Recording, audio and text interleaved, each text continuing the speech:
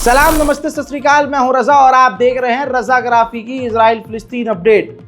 बताना चाहूंगा कि आप ये अपडेट रजाग्राफी अनस्क्रिप्टेड पर देख रहे हैं, रजाग्राफी पर नहीं। इजराइल फिलिस्तीन के तमाम अपडेट, दुनिया भर की तमाम बड़ी खबरें अब अपने इस चैनल पर दे रहे हैं। उस चैनल पर भी कुछ अपडेट आ रहे हैं, लेकिन मैक्सिमम अपडेट हम इस चैनल पर दे रहे हैं ताकि ज़्यादा से ज़्यादा लोग इस चैनल से भी जुड़ जाएं और बुरे वक्त में जब इजराइल, अमेरिका या किसी के कंप्लेंट पर हमारे उस चैनल को कोई दिक्कत दी जाए, जैसे दिक्कत दे ही रखी है उस चैनल को, या कोई प्रॉब्लम हो जाए, तो दूसरा ये चैनल आपके हाथ में मौजूद रहे और आप मुझसे इस चैनल से जुड़े रहें। लिहाजा हमारे इस चैनल को सब्सक्राइब कीजिए ताकि दुनिया की तमाम बड़ी खबरें आपको सबूत के साथ, सोर्स के साथ, प्रूफ के साथ मिलती रहें। हज़रात मोहतरम, सबसे बड़ी खबर ये आ रही है कि फ्रांस की हैवानियत सामने आ रही है। हजरात, जो देश इजराइल का साथ दे रहे हैं, इजराइल को सपोर्ट कर रहे हैं, वो खुद इंसानियत के कितने बड़े कातिल हैं आप समझ सकते हैं। कैसे? एग्जाम्पल देता हूं। फ्रांसीसी एक नर्स जब फ्रांस गजा से लौटी है तो उसने इजराइल के खिलाफ बयान दिया है, यानी सच बोला है। उसने बताया है कि किस तरह से इजराइल बच्चों को मार रहा है, किस तरह से वहाँ गंदगी फैल रही है, नरसंहार हो रहा है, बेगुनाह बच्चे मारे जा रहे हैं और हालात कितने ख़राब हैं। जब इस तरह के बयान, यानी जब उसने आकर नर्स ने अपने ही मुल्क में सच बोला, तो फ्रांस की पुलिस ने उस महिला नर्स को गिरफ्तार कर लिया। ये महिला नर्स का बयान आपके लिए ज़रूरी है। Les patients qui arrivent déjà morts, on en a tous les jours. Je suis donc infirmière, urgence, réanimation et anesthésie. Donc je reviens il y a une semaine de Gaza, donc à l'Européen avec mes collègues ici présents. C'est très difficile encore. J'étais aux urgences. Donc vous imaginez bien ce que signifie ce service, c'est-à-dire c'est le premier service en lettres clignotante à l'entrée de l'hôpital, c'est-à-dire que tout arrive et nous dispatchons. Donc autant vous dire que j'ai eu quotidiennement des patients arrivés déjà morts sur des civières ou portés par leur famille. J'ai eu des patients arrivés sur des charrettes tirées à dos d'âne parce qu'il n'y a plus d'essence pour amener les morts ou parce que les ambulanciers ont trop... देखा दोस्तों, अब ये महिला nurse को France ने गिरफ्तार कर लिया है। फ्रांस के लिए 2 जुमले कमेंट सेक्शन में ज़रूर लिखें।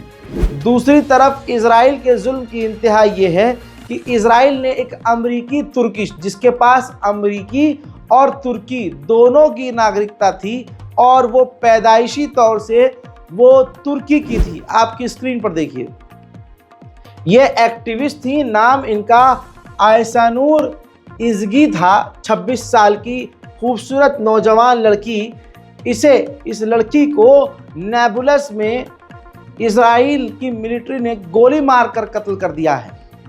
सोचिए, अब विदेशी लोग भी इजराइल के अंदर अगर मारे जा रहे हैं तब भी दुनिया में शांति है। तुर्की ने निंदा की है और एज यूजुअल जो प्रोसेस है अमेरिका का, वही लाइन उसने रिपीट कर दी है कि इसकी जांच होनी चाहिए, जांच रिपोर्ट पेश करनी चाहिए, इजराइल को थोड़ा ध्यान रखना चाहिए। ठीक ऐसे ही अपने सेम प्रोसेस को फॉलो किया है यूएन ने भी घिसी पीटी बातें बोली है कि ये जो तुर्किश अमरीकी महिला एक्टिविस्ट मारी गई है, इस पर जांच होनी चाहिए। और देखिए, जांच कौन करेगा? खुद कातिल इजराइल। तो रिजल्ट क्या आएगा? बाबा जी का ठुल्लू। आप ये समझ सकते हैं और समझने की कोशिश कीजिए कि उस लड़की के जो अमरीकी तुर्किश एक्टिविस्ट थी और फ़िलिस्तीन के इलाके में प्रदर्शन कर रही थी, जो इंटरनेशनल एक्टिविस्ट और यहूदी एक्टिविस्ट थे, जो फ़िलिस्तीन के इलाकों में जो इजराइल के सेटलर कब्ज़ा कर रहे हैं, उनके खिलाफ प्रदर्शन कर रही थी और लोग प्रदर्शन कर रहे थे। साथ में एक इजरायली व्यक्ति आपकी स्क्रीन पर हैं, ये देखिए, ये व्यक्ति इजराइल का ही एक्टिविस्ट है। इन्होंने बताया कि मुझे सच बोलना ही पड़ेगा, मुझे सच बताना ही पड़ेगा, क्योंकि वो महिला, वो लड़की हमारे साथ ही प्रदर्शन कर रही थी और हमारे सामने उसे इजराइल की पुलिस ने गोली मार दी। और ये स्ट्रगल फिलिस्तीनियों का रोज़ का है, कोई नया नहीं।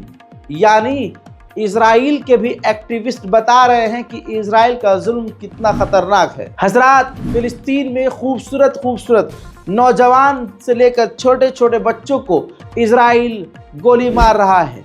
बाना अमजद, ये खूबसूरत सी 13 साल की नाबालिग लड़की, जिसके चेहरे पर तेज है, जिसके चेहरे पर रौनक है, जिसकी मुस्कान में जीने की और कुछ कर दिखाने की तमन्ना नजर आ रही है, अब ये दुनिया में नहीं है।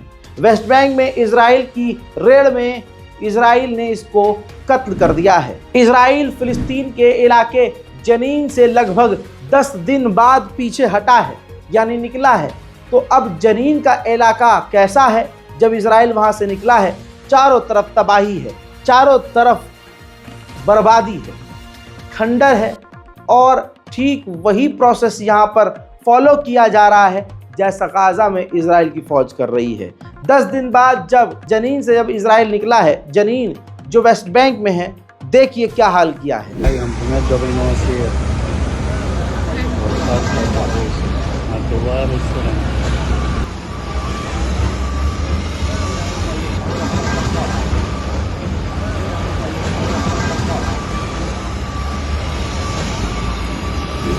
दोस्तों, दर्जनों लोग, हस्बी अल्लाह व निअमल वकील, दर्जनों लोग फिलिस्तीन के जनीन के इलाके में मारे गए हैं। तस्वीरें अब आपके सामने हैं। हज़ारों लोगों की तादाद इकट्ठा थी, हज़ारों लोग मौजूद थे। जनीन में जिन फिलिस्तीनियों को इजराइल ने गोली मारकर कत्ल किया, उनके आप जनाजे की तस्वीर देख रहे हैं। वहीं फिलिस्तीन के जो सिविल डिफेंस के फोर्स है, आपकी स्क्रीन पर देखिए, जब इजराइल फिलिस्तीन के इलाकों से तबाही मचा के निकला है तो ये बिल्डोज़र वहाँ पहुँचे हैं उन सड़कों को दोबारा से बनाने के लिए। मेरे दोस्तों, फिलिस्तीन अथॉरिटी कोशिश कर रहा है कि इजराइल का सामना करे। हम कुछ नहीं कर सकते, हम फिलिस्तीन की कुछ मदद नहीं कर सकते, तो कम से कम हम फिलिस्तीन के लिए दुआ कर सकते हैं। अभी रमज़ान के वक्त याद होगा, जब हम गाज़ा तक मदद पहुंचा रहे थे तो लोग कह रहे थे कि नहीं यार, ये फ़िलिस्तीन पैसा खा रहा है। मैंने तभी कहा था कि आपको क्या लगता है, गाज़ा और फ़िलिस्तीन का हाल बराबर है? नहीं, फ़िलिस्तीन कोई खुशहाल नहीं है। फ़िलिस्तीन में भी इजराइल 12 महीने यही करता है। अब आप देख लीजिए, गाज़ा और फ़िलिस्तीन लगभग बराबर स्थिति में आ चुके हैं। लिहाजा इस बारकोड का इस्तेमाल कीजिए ताकि हम गाज़ा और फ़िलिस्तीन दोनों की कुछ ना कुछ मदद कर सकें। अगर ये भी नहीं कर सकते तो अपने दिली सुकून के लिए कम से कम नमाज जब पढ़ें, इबादत जब करें, तो गाज़ा और फ़िलिस्तीन के लिए दुआ करें। पूरी दुनिया में शांति और अमन के लिए दुआ करें। फ़िलिस्तीन के इलाकों में जुल्म की इंतहा जारी है। लगभग 7 से 8 मिनट का आप अब तक अपडेट देख चुके हैं। इसके अंदर मैंने गाज़ा का आपको कोई बड़ा अपडेट नहीं दिया है, बल्कि यूँ कहूँ कोई अपडेट नहीं दिया है। फिलिस्तीन और सिर्फ फिलिस्तीन दिखा रहा हूँ। अब ये देखिए, वेस्ट बैंक और जनीन दूसरे इलाकों से, फिलिस्तीन के ही अलग अलग इलाकों से सैकड़ों नौजवानों को, फिलिस्तीनियों को गिरफ्तार इजरायली सेना के द्वारा किया गया है। याद रखिएगा, जनीन, वेस्ट बैंक, ये सब फिलिस्तीन के इलाके हैं। अब इजराइल की गवर्नमेंट ने कहा है कि हम जनीन और फिलिस्तीन के दूसरे इलाकों में और भी ऑपरेशन करेंगे।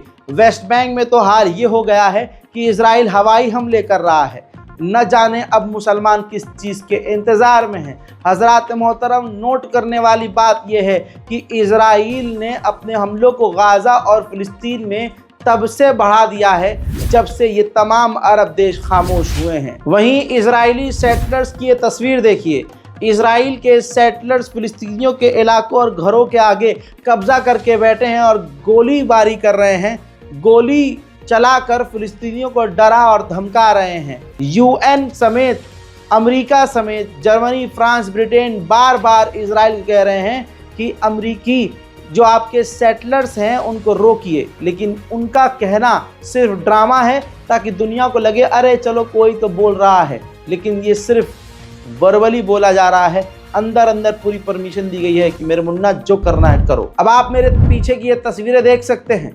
जनीन, फिलिस्तीन के इलाकों में इजराइल के सेटलर्स ने फिलिस्तीनियों के घरों और गाड़ियों में आग लगा दी है। अब यही तस्वीरें मैं जब अलग से दिखाता हूं तो यूट्यूब हमको मेल करता है कि आप वायलेशन कर रहे हैं, आप जो है हमारी पॉलिसी अगर YouTube हमसे ये कहे कि भाई आप ये सब नहीं दिखा सकते, आप मारधाड़ नहीं दिखा सकते, आप रेप की तस्वीर नहीं दिखा सकते, तस्वीर बोले तो रेप होता हुआ नहीं, मतलब कोई भी रेप की तस्वीर आपको इमेजिन करने के लिए नहीं दिखा सकते, आपको सेंसिटिव खबर नहीं बता सकते, तो फिर YouTube पर न्यूज़ चैनल का बनाने का फ़ायदा क्या है? फिर तो वही है कि ये पूरी दुनिया के तमाम सोशल मीडिया यही चाहते हैं कि भाई आज के युवा ब्रा पैंटी में वीडियो बनाएं, चड्डी में वीडियो बनाएं, नंगे और अश्लील और कॉमेडी के नाम पर अभद्रता करें, कोई अच्छा कंटेंट ना बनाए, कोई न्यूज़ ना दे। ऐसा लग रहा है कि ये शैतानी ज़माना है, जो सच बोलेगा, अच्छा कंटेंट बनाएगा उसको दबाया जाएगा, जो अपने कपड़े उतारेगा, जो गंदगी दिखाएगा, जो नंगापन करेगा उसको YouTube और सोशल मीडिया प्रमोट करेगा। मुझे तो ऐसा लगता है, आपको क्या फील हो रहा है कमेंट कीजिएगा। उधर मेरे दोस्तों इजराइल की जेल का ये वीडियो सामने आया है जिसमें फिलिस्तीन और गाजा के सैकड़ों लोगों को ज़मीन के बल उल्टा लिटाया गया है और उनके हाथ पीछे बांधे गए हैं। इसके आगे की तस्वीर मैं आपको दिखा नहीं सकता हूँ। इजराइल की जेल की हालत क्या है ये इजराइल के ही एक्टिविस्ट और इंटरनेशनल पत्रकार पहले ही कह चुके हैं। अरब देश पूरी तरह से खामोश हैं और वहाँ इजराइल के लोग फिलिस्तीनियों को, अरब को मार देने की और मिटा देने की बातें कर रहे हैं। मे योर विलेज बर्न के नारे लगा रहे हैं, अरब डेड के नारे लगा रहे हैं, और हकीकत यह है कि अरब तो पहले से मर ही चुका है। देखिए और सुनिए।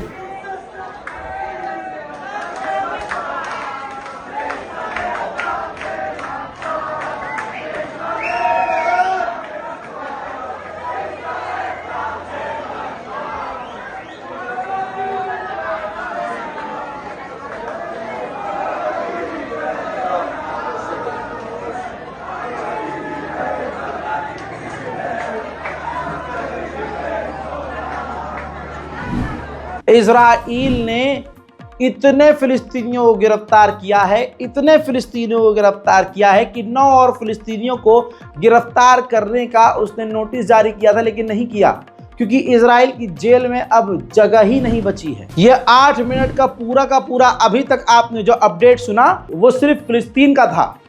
आइए गाजा का सुनिए। 40,900 से ज़्यादा गाजा के लोग बेगुनाह मारे गए हैं और ये आंकड़े बढ़ते ही जा रहे हैं। वहीं मेरे दोस्तों बैतुल मुकद्दस में अनलिमिटेड यहूदी जा रहे हैं, लेकिन गिने चुने फिलिस्तीनियों को, बूढ़े फिलिस्तीनियों को बड़ी मुश्किल से इजराइल जाने दे रहा है, वरना किसी भी फिलिस्तीनी को इजराइल जो है बैतुल मुकद्दस में जाने नहीं दे रहा है। ज़रा तस्वीरों से मामले को समझने की कोशिश करते हैं। الجلال والجمال والسناء والبهاء في رباء والحياة والنجاة والهناء والرجاء। अमेरिका के अंतर्राष्ट्रीय झूठे ब्लिंकन ने, विदेश मंत्री ने कहा है कि बहुत जल्द मीडिएटर्स जो हैं, जो बिचौलिया हैं, वो एक एग्रीमेंट अनाउंस करने वाले हैं, नया ऑफर लाने वाले हैं। मेरे दोस्तों 7 महीने से आप गवाह हैं, मैं इस बात का सबसे बड़ा गवाह हूं कि हर दिन डील की बात होती है और आज जाकर ये क्लियर आपको और हमको समझ में आ गया है कि ये जितनी भी डील की बात हो रही है ये सब फर्जी है। ये सिर्फ इजराइल को ज़्यादा टाइम देने के लिए बात करने की नौटंकी की जा रही है, जिसकी आड़ में इजराइल ज़्यादा से ज़्यादा गाजा और फिलिस्तीन ने तबाही मचा ली। नेतन्याहू ने एक सोशल इवेंट में कहा है कि नेतन्याहू अगले 10 सालों तक प्रधानमंत्री रहेंगे, यानी ये बात क्लियर है और सच हो गई है।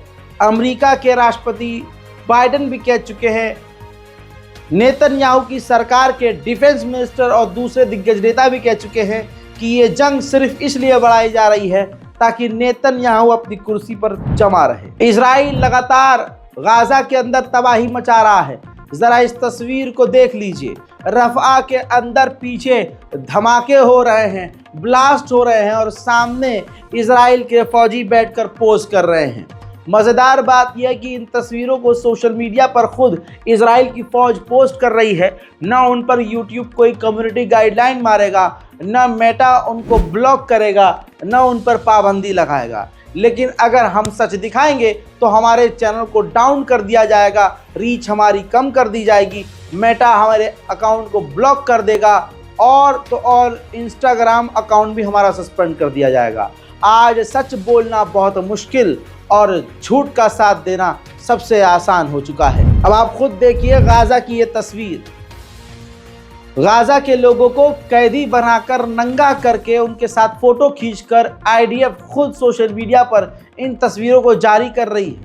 लेकिन मजाल है कि सोशल मीडिया इन पर पाबंदी लगाए या इजराइल के खिलाफ कोई कदम उठाए। उधर मेरे दोस्तों, गाजा के अंदर स्कूलों की तबाह हुई बिल्डिंगों को जमींदोज करने के लिए, यानी पूरी तरह से उनका नामो निशान मिटाने के लिए बम लगाकर गिराया उड़ाया जा रहा है। रफ़ा के इलाके की बात करें तो रफ़ा का इलाका पूरी तरह से खंडर कर दिया गया है। देखिए,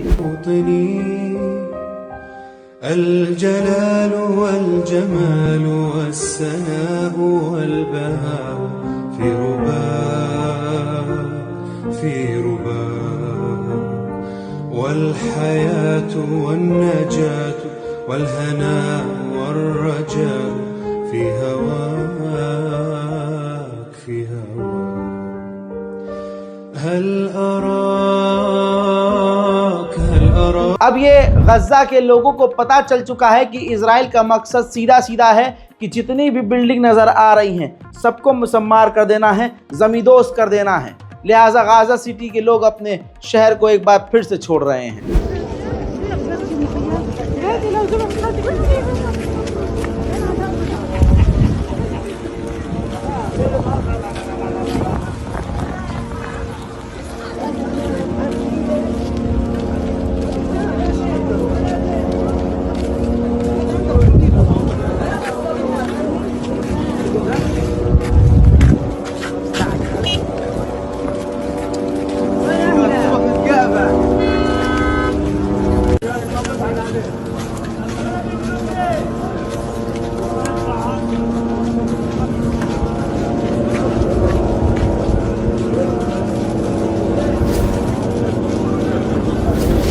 उधर टेलीग्राम एक ऐसा प्लेटफॉर्म है जिस पर बिना रिस्ट्रिक्शन के फ़िलिस्तीन के पेज चल रहे थे, लेकिन आपको बता दूं ये एरर देख लीजिए, जो फ़िलिस्तीन के टेलीग्राम अकाउंट्स हैं अब वो अमेरिका में नहीं चल रहे हैं। हालात बहुत सख्त और ख़तरनाक हैं। इजराइल फ़िलिस्तीन के मुद्दे पे आप ये देख रहे होंगे कि कोई भी यूट्यूबर आपको ये खबर नहीं दिखा रहा होगा गाज़ा की, फ़िलिस्तीन की, क्योंकि कोई देखना नहीं चाहता है और जो यूट्यूबर दिखाते हैं उनका चैनल ख़तरे में पड़ जाता है। हमारा रज़ाग्राफ़ी ख़तरे में ऑलरेडी पड़ चुका है। लिहाजा आपसे गुजारिश है कि अगर मैं टूट रहा हूं तो मुझे टूटने मत दीजिए, मैं गिर रहा हूं तो मुझे गिरने मत दीजिए, क्योंकि मैं सच का साथ दे रहा हूं और आप तक तमाम वो खबर पहुंचा रहा हूं जिनको पहुंचना चाहिए। वरना बोलने वाले यूट्यूबर तो ये कहते हैं भाई फ़िलिस्तीन के बारे में तो दूर की बात, हम तो अपने देश में क्या हो रहा है पहले वो देखेंगे। अरे भाई, फ़िलिस्तीन तो हमारा सबसे बड़ा मुद्दा है, क्योंकि अगर हमें बॉर्डर ने अलग किया है तो इस्लाम ने हमें एक करके रखा है। वो हमारी ज़बान जाने या ना जाने, लेकिन हमारा दीन वही जानते हैं, हम उनका दीन जानते हैं, क्योंकि हम सब एक अल्लाह और 1,24,000 अम्बियाओं के मानने वाले हैं, अल्लाह की वैदानियत का इकरार करने वाले हैं। हम आतंक के ख़िलाफ़ हैं, टेररिज्म के ख़िलाफ़ हैं, जुल्म के ख़िलाफ़ हैं। लिहाजा हमें बोलना ही होगा। बड़े अफसोस की बात है कि आज बिल्कुल मैं यको तन्हा हूँ, आप मेरे साथ हैं और परवरदिगार का साथ मेरे साथ है। बाकी तो मुझे कुछ नहीं चाहिए। अक्सर मैं आपको समझाने की इशारों में कोशिश करता हूँ कि मैं अकेला हूँ, मेरे साथ रहिए ताकि मेरे बाजू कभी कमज़ोर न पड़ें। चैनल हमारे इस रज़ाग्राफ़ी अनस्क्रिप्टेड को सब्सक्राइब कीजिए, बेल आइकॉन पर क्लिक करके ऑल नोटिफिकेशन ऑन कर लीजिए ताकि आपको वॉर अपडेट और दुनिया की तमाम बड़ी खबर इस चेहरे से मिलती रहे। मैं हूं रज़ा और आप देख रहे थे रज़ाग्राफ़ी अनस्क्रिप्टेड। जय हिंद।